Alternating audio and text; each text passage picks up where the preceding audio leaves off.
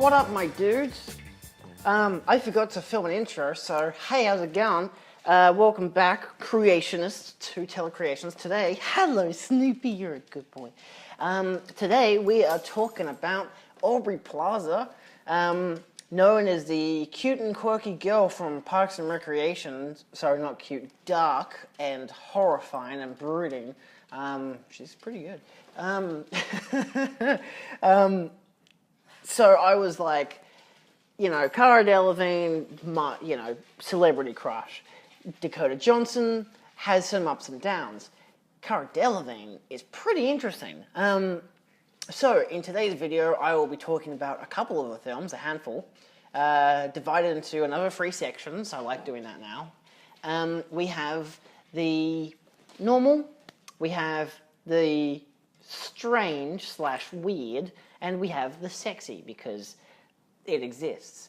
So our first segment is the sexy, which we will be talking about Mike and Dave Need Wedding Dates and Dirty Grandpa.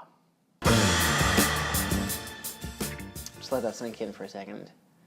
Then we're going to talk about the weird films, and we're going to go into Scott Pilgrim vs. the World, and An Evening with Beverly Loughlin. I mentioned more as weird because they're her more weird performances. And then to top it off, we have her more normal films. Now that may seem boring, but there is quite a lot more to talk about in her acting ranges as well, to see how she can tackle the more normal films and how commonly they relate to a character from Parks and Recreation. And those films are on screen now. I don't know. I can't remember what they are. We have Safety Not Guaranteed, Ingrid Goes West, Life After Beth, and potentially another one. I haven't yet watched the other one, and I might not get around to it. But either way, that's all I've filmed so far. So yeah, I'll let you guys go now. Enjoy the rest of the video. If you want me to, I will, and I'm totally up for reviewing her roles in Legion and Parks and Recreation. Just chuck a few episodes in there, take a look at them, and review that. I think that would be something a little different, but it can also extend on her performances. So feel free to hit me down in the comments there to ask me if you want me to see that. Also, if you want me to review any other actresses or even actors, which I want to start doing soon, reviewing other actors' films. What the phrasing there. I am totally up for doing that. So enjoy the video. Transition time.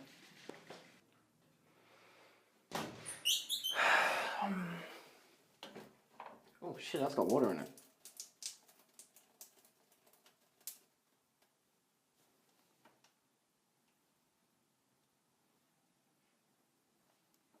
Hi, how's it going?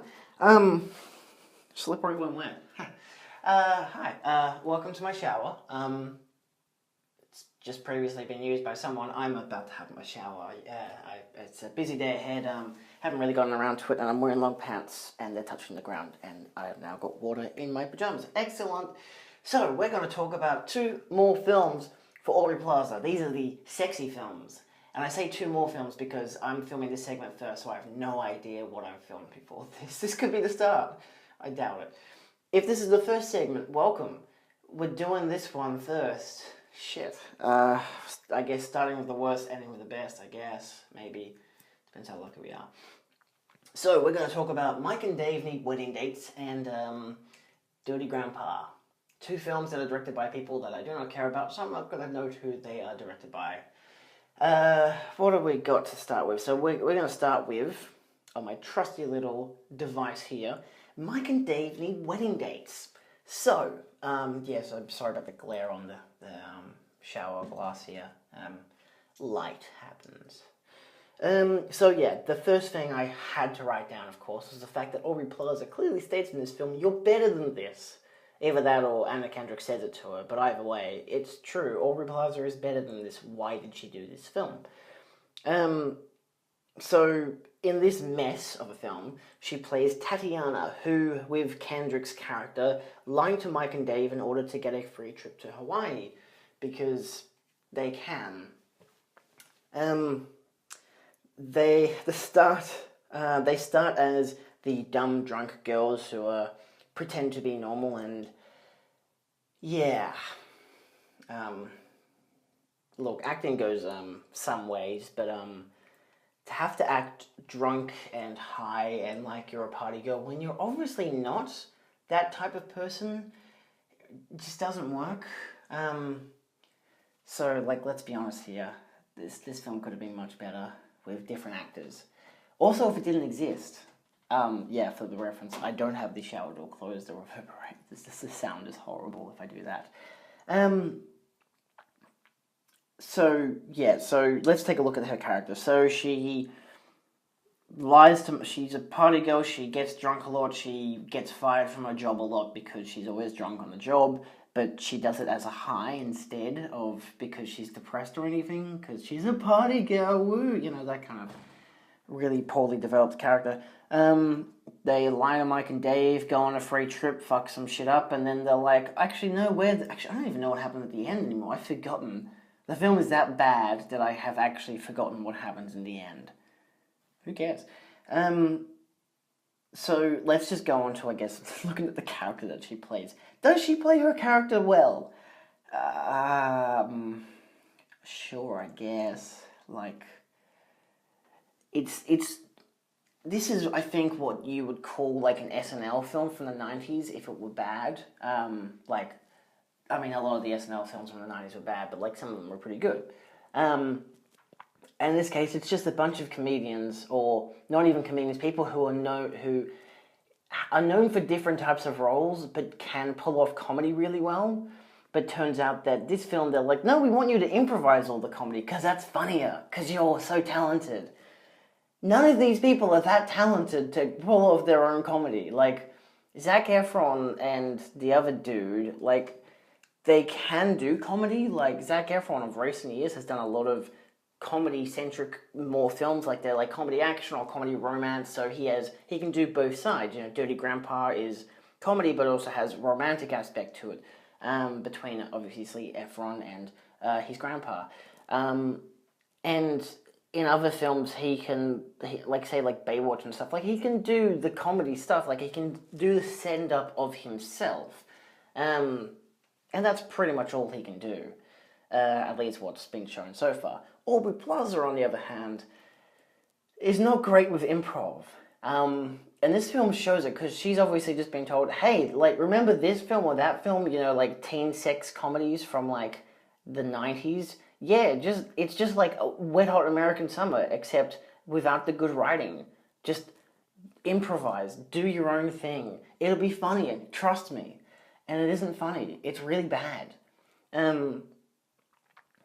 Yeah, like she plays, as I've written, a drunk, lying, manipulative slag, and it's so over-sexualized in this film, it's disturbing. Like, look, I'm a guy, I'm attracted to girls, that's obvious.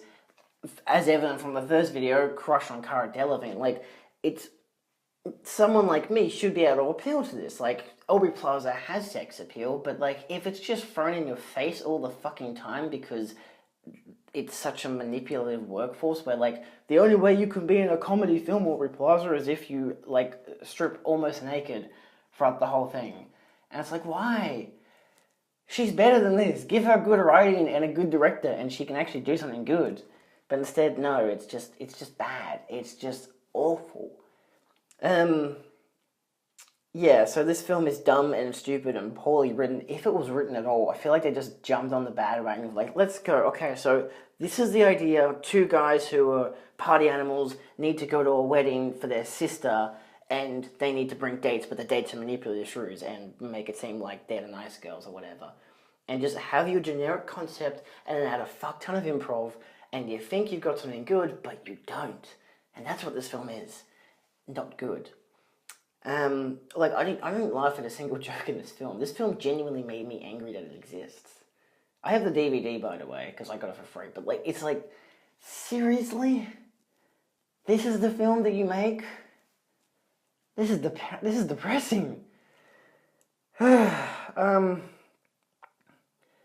like, I meant to laugh at the fact that these two guys are getting manipulated by these two girls, and that everything that the girls do fucks it up for the guys. And it's like, am I meant to feel good, like bad for the guys? But like they're already like that. Like, is it just because it's like get a taste of your own medicine? But the guys are still getting told off for what's happening in the aftermath of every event. So who cares? It's all pointless anyway. I don't get it. So, yeah, I'm just going to go straight to the review of the performance in the overall film. The film is garbage. I think I gave it 1 or half a star, whatever the poster and review says here. Her performance is garbage. Sure, if you want something to voyeur over, then yeah, go for it. This is probably your cup of tea. And if you want a really, really bad comedy, then yeah, this is probably your cup of tea. But overall, yeah, nah. Bad film. Talking about bad films, let's talk about Dirty Grandpa. Yeah. Honestly, I think it's a better film than Mike and Dave Need Wedding Dates. Let's just take a look at the idea of the film. So the idea of the film is Robert De Niro, who's the 70-year-old grandpa of Zac Efron, says that he needs a lift to his old place because, you know, his car license was taken away from him, whatever, and he convinces Zac Efron, who's getting married in a week, to come with him, to drive him there. And then, you know, shenanigans ensue because the grandpa is like, I actually want you to live a little because I was never a good father to your dad and shit like that. And it's this whole commentary about being a good father, and it's like, oh, great. And on the way, they meet 2 girls and a guy. The guy is noted as the black gay guy and is kind of thrown away halfway throughout the film, so it doesn't really matter. I mean, you get a lot of homophobic jokes if you like that. Yeah. But you meet Aubrey Plaza, who is in like her final year at uni or something, and is like, or college, or whatever the fuck they call it there, and is like, I want to fuck a professor because I fucked a student, I fucked this kind of a person, and it being my final year, I want to fuck a professor. And so they're like on a summer trip the whole time, so who is she gonna screw? Oh look, it's a guy who's lying about being a professor. Robert De Niro, who's an ex-military dude. And his grandson, who they're just posing as like friends or something, because the other girl who's friends with Aubrey Plaza went to high school with him or some shit. You know, they were in a photography class together because that was his passion and he was so good at it. And all that kind of crap. And it's like, oh great, well they're obviously going to fall in love. So let's talk about Aubrey Plaza's character. So she's very similar to the character from Mike and Dave. A lot of badly improvised, overly sexualized dialogue where I don't even know if this shit was written for her, but if it was, it's bad, and if it's improvised, that makes it worse. Hey! We're heading to Daytona. So you guys want to tag along for a bit? Party some babies into us? We have a very important tea time. Obviously, I've got the bigger 3-wood. Good, maybe you can use it to hit your balls right into my vagina. Holy shit. I feel like this was more written that way, though, because like her character was obviously meant to be more overbearingly sexual, in contrast to her character from Mike and Dave. Mike and Dave, she's a party girl, and so I think she was being permitted to improvise as much as possible. Whereas in this one, they're like, here are your shitty lines, go for your life. You know, she gets to be in a film with Robert De Niro. She probably doesn't care.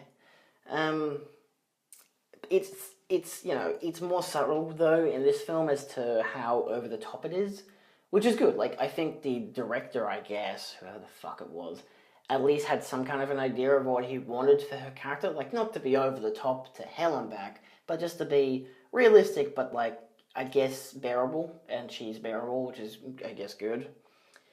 She plays a girl called Lenore, and yeah, she's that chick who fucks De Niro at the end of the film. And then gets married to him and has his kid. So it's like, look, a 7-year-old dude is screwing Aubrey Plaza, and they get married and have a kid. And it's like, this isn't weird at all. It's funny, right? Haha.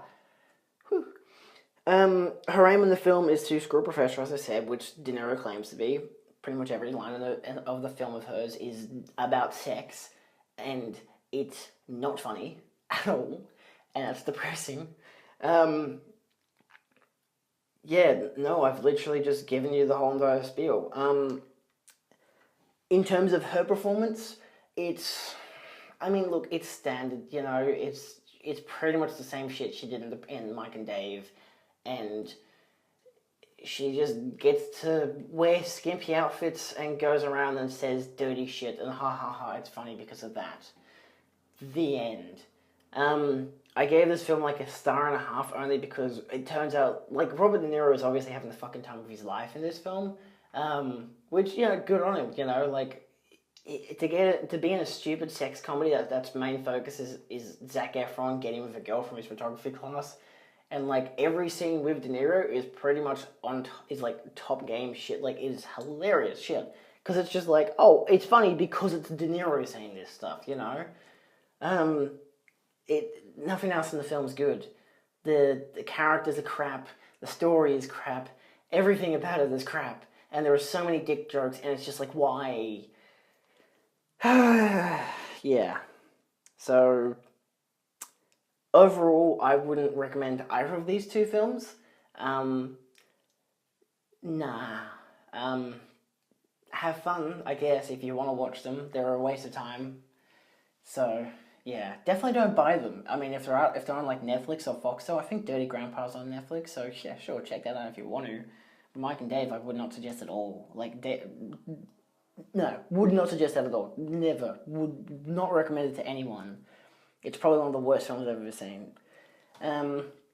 Dirty Grandpa is better, at least, because it's fun. But yeah. Cool. Alright, I'm going to have a shower now. Then I'll talk to you guys later about her more weird films, and her more sane films. So, I don't know which part's coming first, but have fun. Unlike me, who watches these shitty movies.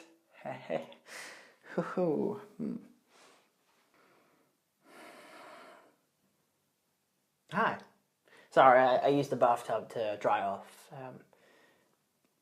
my head, like, you know how you get really hot after a shower sometimes? Yeah, so it's a nice cooling atmosphere. I do have pants on. Like, look, see? Pants. Cool. Happy? Good. Okay. So, we're now looking at the weirder films of Aubrey Plaza. In this case, the films aren't well, the first one isn't particularly weird, but her performance is, and the second one is very weird and is just very, very weird. So the first film we're looking at is Scott Pilgrim vs. the World, the 2010 film by Edgar Wright, one of my favorite directors. And this is like my top 11 favorite film of all time, so it's pretty obvious that I like this film. And is mainly one of the reasons why I wanted to talk about Aubrey Plaza, but also because of the next film, because there is some interesting shit that she's done.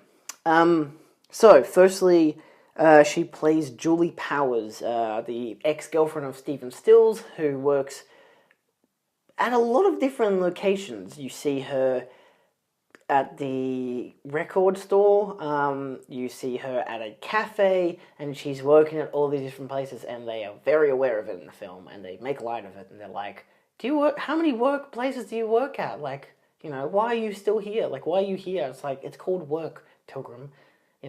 People do that. Fair enough. So, I guess, in regards to her character arc in the story, so the story of Scott Pilgrim is pretty much about a guy, Scott Pilgrim, who pretty much kind of down on his luck dude, doesn't really do much, loafs around, doesn't have a job, plays in the band. It's pretty amateur of a band, which is the point. And he meets this girl, Ramona, and he has to fight her evil, 7 evil exes, and to be with her in a relationship and whatever, because commitment is a chore. And Julie plays a very minor role, but a very present role, not present, but more or less, when she's there in the film, it is a top moment that you want to see. Simply put, her character is very kind of omniscient to the past of Scott Pilgrim's life and pretty much makes the audience very aware of that. Like, you know, last time you had a girlfriend who was Envy Adams, you know, like shit went bad and you turned into a bad person because of it and I don't like you because of that. And like, he is very oblivious to it because it's kind of like he was so drunk during that time that he completely forgot it even happened. And so he now doesn't believe that he ever got drunk or even drinks, and yet this and that and whatever. But she's very aware of it because she had to live through it while she was Stephen's girlfriend. Now, initially, she's just there to introduce Ramona Flowers to be like, oh yeah, I know Ramona, she's like this and like that, but, you know, I ban you from ever seeing him and seeing her and speaking to her and whatever, like, you're not allowed to date Ramona Flowers. And, you know, Scott's like, cool, so she lives here and all, you know, and he just doesn't care about what she's saying for the most point. He's just like, cool, I can go date her. And so he goes and finds her. And so the main catch of her character is that she has these kind of weird powers. Firstly, I'll show this clip now. So, what can I get you? Is there anywhere you don't work? They're called jobs, something a ball like you wouldn't know anything about. And by the way, I can't believe you asked Ramona out after I specifically told you not to do that. How are you doing that with your mouth? Never mind how I'm doing it. What do you have to say for yourself? Can I get a caramel macchiato? In that clip, obviously, she can swear and it bleeps out of a black bar. I don't remember in the comics that her character has these powers, but it doesn't matter. Like, it's kind of more a joke rather than he's a special ability or a power. And that's not really the point about the comics, at least. In the film, she does it, and it's meant as a visual and audio gag, and it works really well to the point that the characters are even aware of it, and like even she just waves it off like it doesn't matter. You know, that's not what's important. And even in an earlier scene where she's telling him about Ramona and saying like, you know, I ban you from ever speaking to her and whatever, and like all the lights go dark around her, and it's all very dramatic and kind of powerful and whatever, and then the lights go back on, and everyone's just like, okay, cool, lights are back on, and he's like, cool, I'm gonna go find this girl, and she's like, gets so pissed off that all of the lights just turn off, and everyone's like, oh, like a very audible, everyone's groaned, because it's the fact that the lights have gone out and the party's over. And she apparently is friends with Envy Adams, but like realistically, she's just in these really random parts of the film, and it's great. In regards to her performance, top. Like, this is the kind of shit that she's written for, like, where it's kind of kooky, but can be menacing, and can be really interesting and funny to watch. Like, I always find it as kind of a gag whenever she's on screen. Like, I always laugh every time she's on screen. But, like, her character is menacing and is meant to be someone to be feared, but because Scott Pilgrim doesn't give a shit, because he doesn't take any notice, it just adds to the gag. And I mean, yeah, she's pretty perfect for the role. I think by this stage she'd already been doing Parks and Recreation, so it's like, yeah, you know, give her some good writing, and then she can do a good role. Simple. I think in contrast to the whole entire film, I mean, I love the film. I gave it like 5 stars, so I would highly recommend watching it, both for her performance and just for the film itself. I don't really think there's much else for me to say. Like, it's... yeah, no, there's really nothing else for me to say. It's a good film. She plays a good role. It's very much the kind of kooky, weird, but awesome thing and kind of role that she should be undertaking, and I'm very happy that she's in it. I very much like the film, especially more because she's in it. So, let's talk about our second film in the weird section. An Evening with Beverly Loughlin came out in 2018. Directed by, who was it that directed it? I've got the thing here. Jim Hosking, who previously most notably famous for the Greasy Strangler, which I never watched because it seemed a bit too greasy, I guess. It seemed a bit too much. But like, I liked the appeal of it. It just seemed just a bit too much. I didn't care much, like, it was kind of a bit repulsive in my mind. Like, that's just how it looked to me. There was a lot of producers on that film. On this film, that is. On An Evening with Beverly Loughlin. So she plays... who should play? Lulu Danger, who is pretty much... what do you call it? She's married to a guy, they both work in a restaurant, he fires her, she's doing nothing the whole time. She finds out that she finds this picture of, you know, a big poster saying for this event, a one night only thing, an evening with Beverly Loughlin, played by Craig Robertson, and she has this appeal to that and wants to go to it. And so, after this weird kidnapping kind of thing with, what's his face? Fuck, I gotta look more. I know his face. God damn, he's from What We Do in the Shadows. How do I not remember his name? Jermaine Clement. So after a little thing that happens with Jermaine Clement, he kind of kidnaps her, but like more or less she's just telling him, "Let's get the hell out of here." And then the chase ensues between her husband and his friends, trying to find her and bring her back safely and whatever. And they also want this money that has to do with it, but then they're all about what is happening with this event and why does Lulu care so much for it. And it's because Lulu and the guy used to have a relationship, and like, it is a weird film. Like, it's got some great music, interesting cinematography and stuff. Like, there's a lot of aspects of this film that I really liked. And it's got like low reviews and stuff all around the place, but I gave it like 3.5, maybe 4 stars. And it's one of those films that you go in kind of maybe expecting a conventional narrative, and it just is pretty much. It's just pure absurdity, and it's not exactly surreal. It's just pure absurdity. And her character is. I mean, I liked her character. There's nothing about this film that I don't like, to be honest. I think it's definitely a film that you should check out for her performance. I want to see what I reviewed for this film. Okay, so I gave it a 3.5 stars. Let's go to my review. My quote from the film was, "Who shits for 25 minutes?" Perfectly weird, perfectly lovable. It is a weird film, yes. But I will definitely highly recommend it, both for her performance alone, and everyone else's, actually.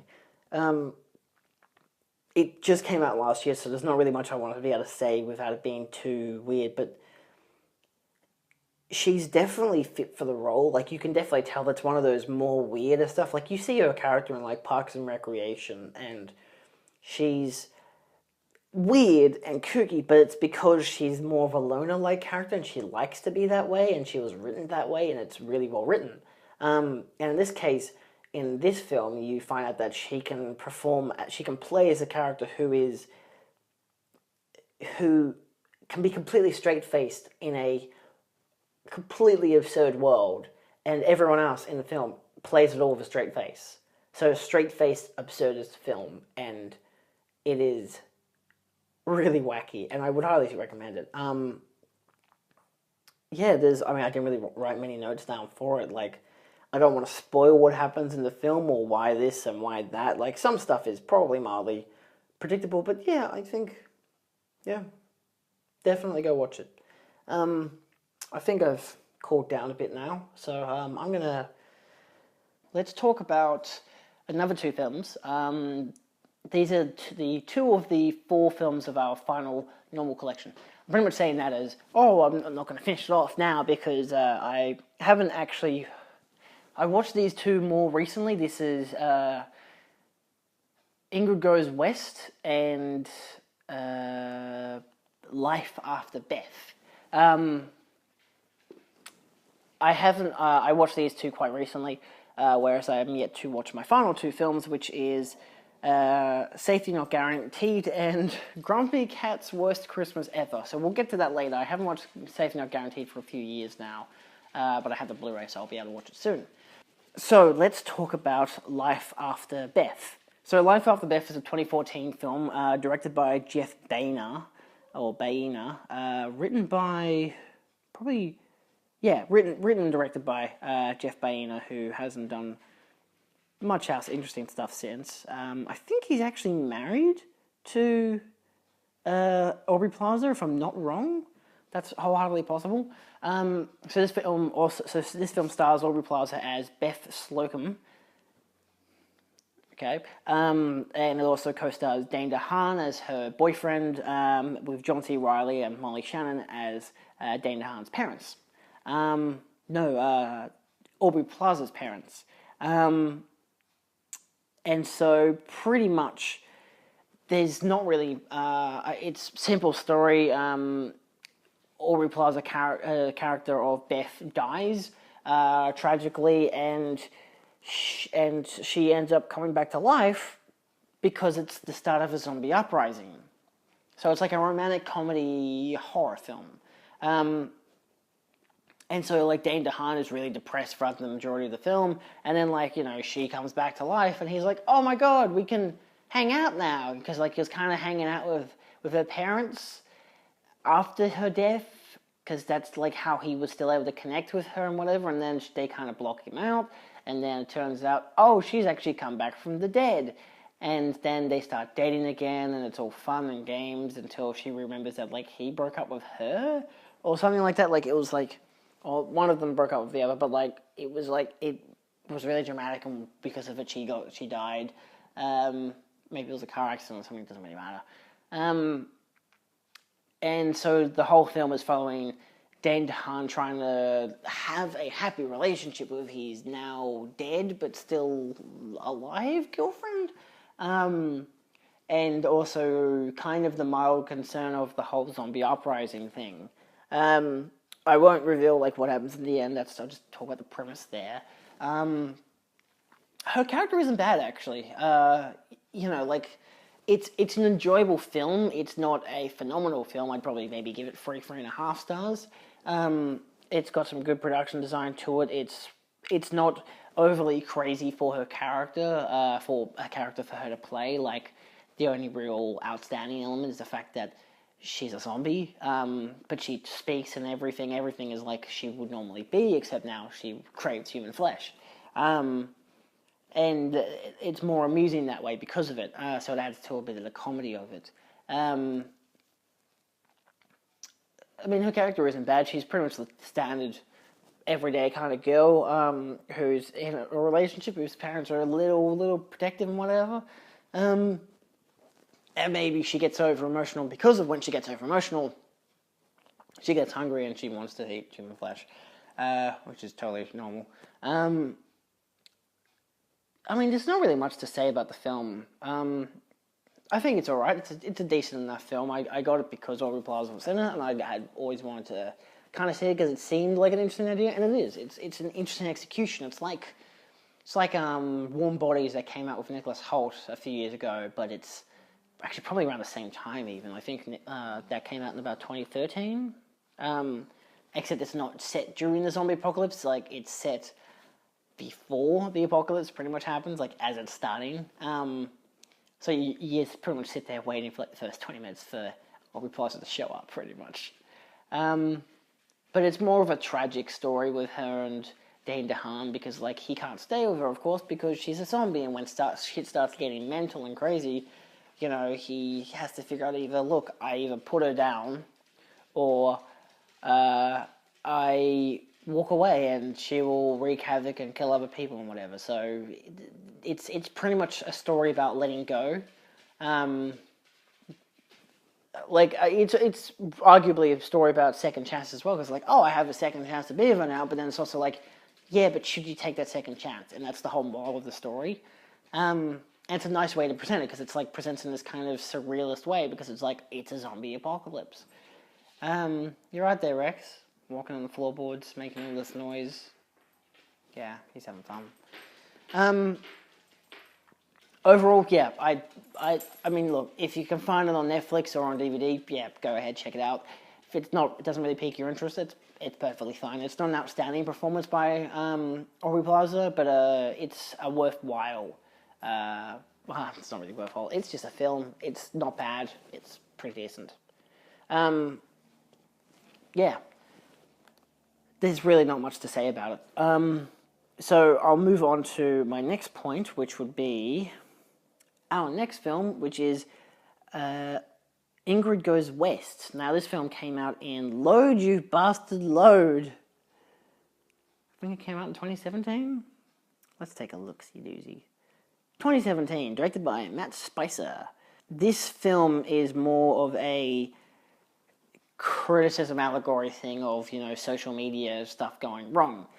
Pretty much, Aubrey plays, it's Ingrid Thorburn, and she pretty much stalks Elizabeth Olsen's character of Taylor Sloan. She had previously had one friend who she would stalk a lot online, and then she moves on to the next town. So in fact, Ingrid goes west because she moves from one side of America to the west. She goes to California or whatever it is, and she suddenly starts following Elizabeth Olsen's character, likes all of her posts and comments and stuff, and they have little bantery sessions and whatever. And then suddenly, she incorporates herself into Elizabeth Olsen's life. So it's a mild social commentary horror film, but it has its kind of mildly comedic aspects as well. But you're really just there for Aubrey Plaza's performance, because it's like her playing this character who has to pretend to be sane and then just goes completely batshit insane for stalking Elizabeth Olsen's character and lying to the person who becomes her boyfriend and all this stuff and all that stuff. And it's pretty intense. It is pretty insane. Overall, though, I'd suggest it's a good film to watch. I think I'd give it probably a 3.5 stars. It's perfectly watchable. I think so many elements of the film really stand up, especially for the current day kind of social commentary. It's interesting because I think it's a good film. I think it's well done. It's got the creepy aspect that Aubrey Plaza can really pull off. Think of her character from Parks and Recreation, but instead of being kind of so socially closed in, she's more of she uses that to hone in on particular people, and she'll copy their lifestyle and try to live with them and be like, we're best friends now, aren't we? Yes, we are. Kind of crazy ex-girlfriend level shit. The stalk you'd get on social media, and that's the whole point of it. It's a commentary on that. The end of it is kind of an interesting way of ending it. I think I'll go into brief spoilers, I guess. It ends with her attempting to kill herself in a live stream on social media, and it goes viral. And she gets, her friend saves her, and she wakes up in hospital, and you think it'll be a really tragic death and everything. And because, but then she wakes up and she has all these followers, and now she's famous because she almost killed herself on social media, and she's like, where's my phone? The first thing she says when she wakes up is, where's my phone? And it's proven that, this whole almost suicidal attempt has made her famous. And it's okay then. Because, it's hard to say whether she wanted to become famous because she was stalking Elizabeth Olsen's character. I want to be friends with you because you're famous. Maybe that'll make me famous. I think it was just, she felt like it's this kind of commentary on, because this social media person has this presence in your life because they're posting images and videos or whatever the hell they do, and you get attracted to that, and you're like, oh, I've been watching all your videos, and I feel like I know you, I feel like we're best friends. It's but we've never talked before, I've never seen you before, I don't know who you are. And that's kind of the horror-esque commentary, but then she actually does become friends with Elizabeth Olsen, but she lies about herself. In great detail about her whole entire life. And it gets messed up. But it's really well performed. I'd probably suggest more of a life after Beth. But yeah, I definitely suggest Ingrid Goes West. It's good performances all around. It's nicely written, directed, and has pretty decent cinematography to it. It's nicely done. The commentary is the main thing that you're there for outside of Aubrey Plaza's performance. But yeah, for the most part, I definitely recommend checking it out. Yeah. Cool. Okay, cool. So now we're talking about Safety Not Guaranteed, which may be the final film that I'm going to talk about, because I don't know if I'll get around to watching, what is it? Grumpy Cat's Worst Christmas Ever. It's a maybe on that one. It's kind of on YouTube. but it might be a bad idea. So let's just talk about Safety Not Guaranteed. If it does end up being the final film I talk about, then it's the final film I talk about. And I just finished watching it, in fact. So it is a film written by Derek Connolly and directed by Colin Trevorrow. You might know those two, probably not Derek Connolly as famously, but definitely Colin Trevorrow as the guy who's going to direct Star Wars Episode 9. And potentially write it as well. Kind of self-amusingly is that if you actually look up these two and see the work that they've actually done together, or at least just the work that they've done, you realize that this is probably the only good film that they've made. Because to add to the list of what they've done is Jurassic World Fallen Kingdom, whatever the third Jurassic World film is going to be. And what else have they done together? Well, let's see. Colin Trevorrow, for example, has done, ever so famously, The Book of Henry, which, yeah, that's not a great film. What else do we have? He's also the writer on Jurassic World and Jurassic World 2 and Jurassic World 3. But he only produced and directed Safety Not Guaranteed. Whereas Derek Connolly, what did he do? He produced Safety Not Guaranteed and Intelligent Life, whatever that is. He's written Jurassic World 1, 2, and 3. He wrote Kong Skull Island, which I enjoy, but it's got like 6 writers, so it's really hard to say who wrote it, but like, it's not the writing I'm there for, let's be honest. And I really like Kong Skull Island too. Safety Not Guaranteed, he wrote. He apparently has written the Metal Gear Solid film, which is directed by Jordan Voight Roberts, who did the Kong Skull Island one. That's apparently meant to come out this year. I strongly doubt it. He did Monster Trucks from 2016, which is as awful as it sounds. It's literally trucks that have monsters in them. Do you get it? And he did Detective Pikachu. Who else did Detective Pikachu? Rob Letterman. What has Robert Letterman done? Ooh, Shark Tale, Goosebumps, Monsters vs. Aliens, Gulliver's Travels. Oh, Jesus. Detective Pikachu might be really crap. Potentially. Fuck, 1, 2, 3, 4, 5, 6, 7, 8 writers on Detective Pikachu. And a couple of them are Japanese. Okay, that's going to be very interesting. So yeah, so let's talk about our good-ass film, Safety Not Guaranteed, which I gave a solid 3.5 stars. I watched this film a few years ago on Stan, and now I've watched it on Blu-ray, and outside of the compression is shit on the Blu-ray, it's a good film. You can easily see why it's their best work, because it's the only good thing they've ever done, and it was an indie film, and then they've been picked up for all these big budgets crap fests. Yeah.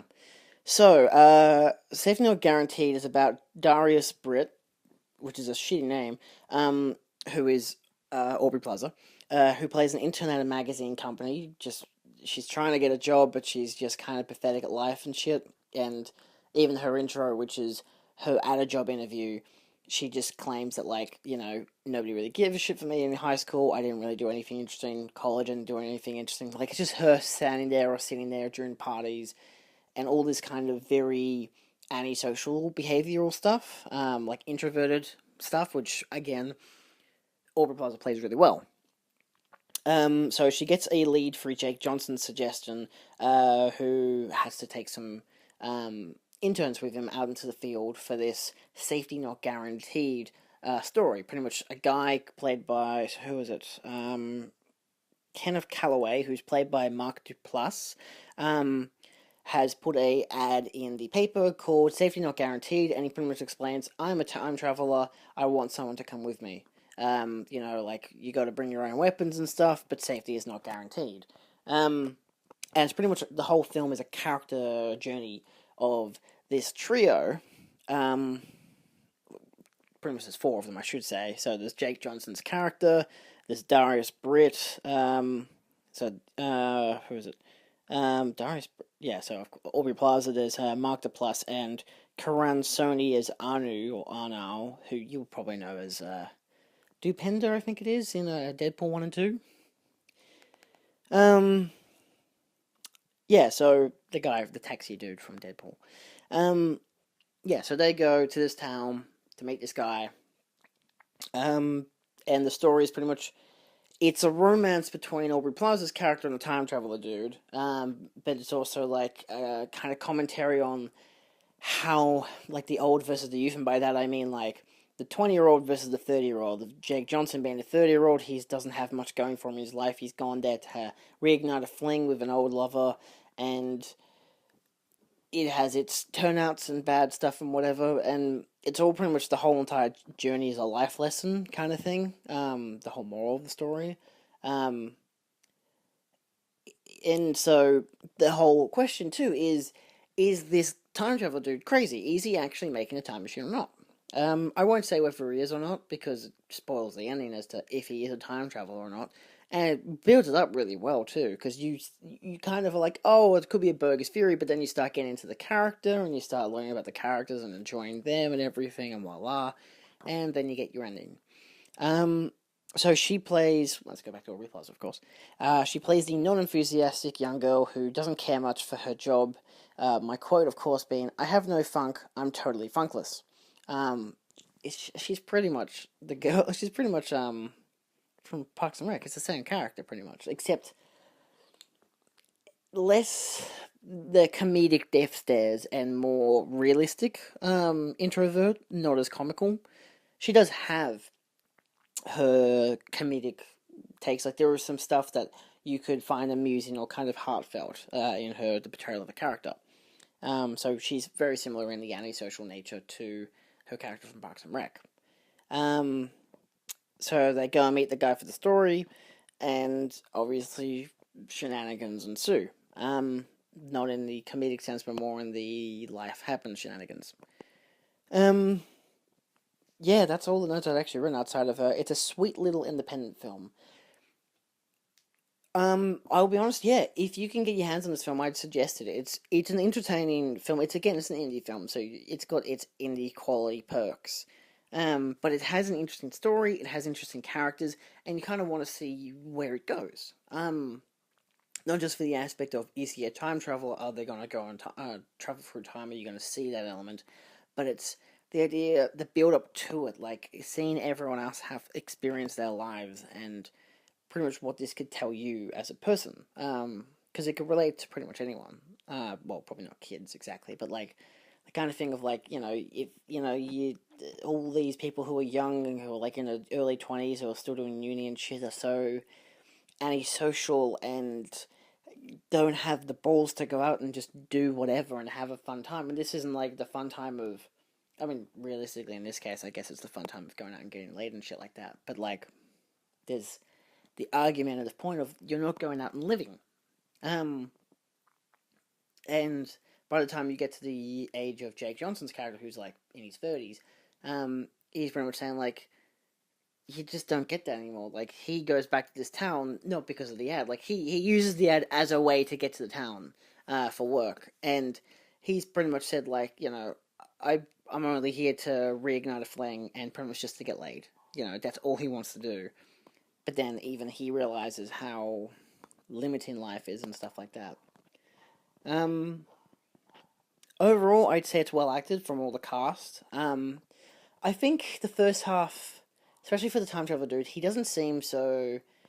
He's not over the top, like, in the second half you get him, he becomes more of this, because you start to believe more in this idea that he does that he knows how to time travel.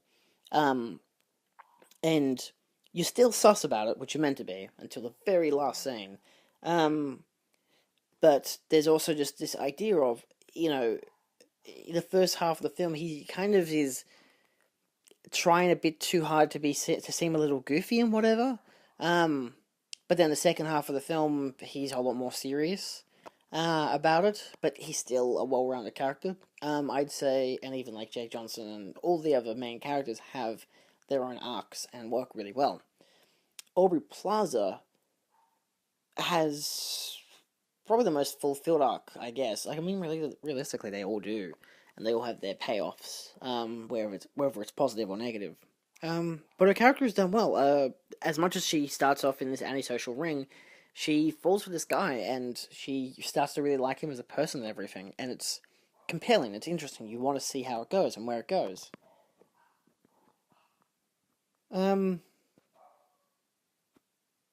Yeah.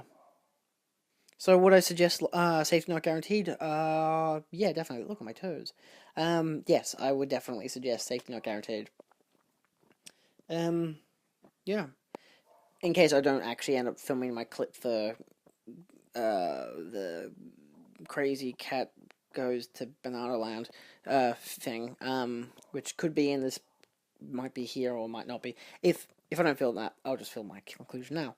So yeah, hey, most Andrew, I'm with the life matter of it went I'm already here. Sneer snoep, maar even sneller aan de deur weg is hier. Ik kan niet met mijn neus gaan, maar dat zeg je. For my Christmas wish, I wish I'd meet a friend, one on whom I can depend. Who, me? You really screwed up your big wish. Okay. For anyone that loves Christmas stories about Here we go. goodwill, I don't care. joy, No. and peace to all, Fail. then You are a loser. Are you serious? Of course I'm serious. Look at my face. this Christmas, You were talking to me. What are you, some kind of blonde witch? I heard all of that. Stop it. You stop it. You stop it, witch. when it comes to the holiday spirit, Don't get sappy on me. Wait, I forgot. It's a Lifetime movie. all pets are off. Dude, grab that cat. Puppy, no! They don't even make paintball guns for cats. Get out of here, British grumpy cat. Aubrey Plaza brings the internet sensation to life. This is the best Christmas ever. Go ahead, ignore the title of my movie. Grumpy Cat's worst Christmas ever. Jingle bells, Christmas smells. Saturday, November 29th at 8 on Lifetime.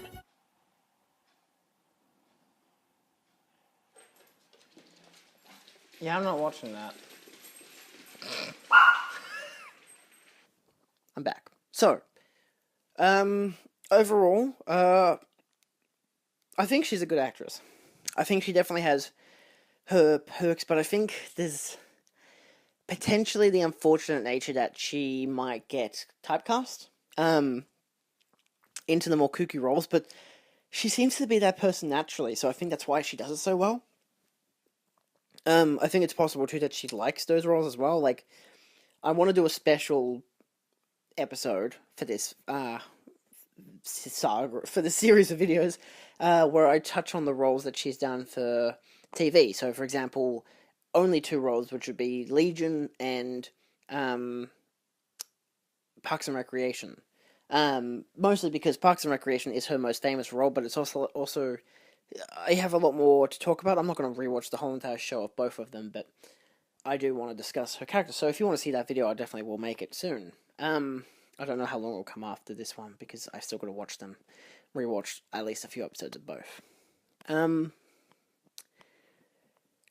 Yeah, I guess, so definitely I would not suggest Mike and Dave New Wedding Dates or Dirty Grandpa. Life After Beth, sure.